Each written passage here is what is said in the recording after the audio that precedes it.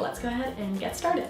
The first step is to pick a theme or an occasion for your party. So a lot of the times it's probably going to be a birthday, but there's other themes out there such as like baby showers or housewarming parties or just a random party. Kind of deciding that is step number one. Step number two is picking a date. Pretty obvious, you're going to want to have a date set in stone. That way you know it's coming up and your friends know it's coming up. A lot of the time it's good to have this well in advance so people can book it off if they work, or you know, don't plan it in the middle of the day if you go to school kind of thing. So yeah, picking a date and a time is also really important. Step number three is to create a guest list and invite your guests. So I like to do this personally on Facebook because I find that most of my friends check it often. It's easy to get information out if anything changes, and it's just a good like little system to use. Of course, you can totally pass out handmade invitations, which I think is so much more fun and personal, but you can totally do it on Facebook. But creating a guest list and knowing how many people you're gonna have showing up to your party is really important too. Step number four for me is making a master plan. So I'm a very visual person, so I like to write everything down.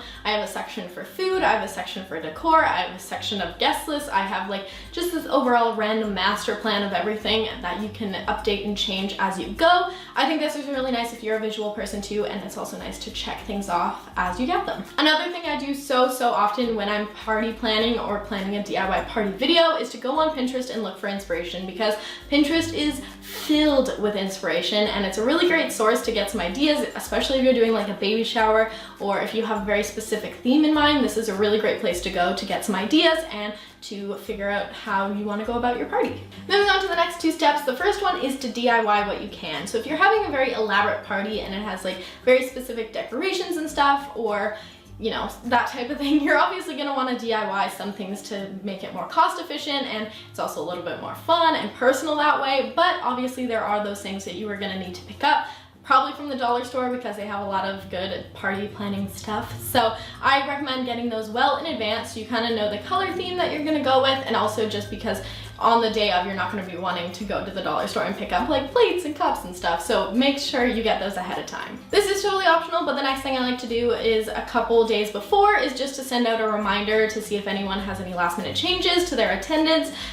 Basically this is just good if you have forgetful friends. Now moving on to the day before your party, I definitely recommend cleaning the space and having everything tidy and organized. That way you don't have to do it the day of, especially if you're having like a birthday party in your house and you're gonna have people over. Cleaning it and vacuuming and everything the day before is going to save you a lot of time and a lot of headache. This is also a great time to prepare any food that's not going to go bad, or things you don't need to make the day of, whether that be like a cake or cupcakes. Those totally last till the next day and stuff if you refrigerate them, so making those a day ahead will save you a lot of time. And moving on to the actual day of course you're going to want to set up all the party decor and set out any food that's not going to go bad. And if you do require any cooking for some of your food, maybe start doing that about an hour before guests arrive. You can kind of time it out depending on what type of party you're having, but if you are serving food, then just kind of time it out accordingly so you do have food available as soon as your guests arrive.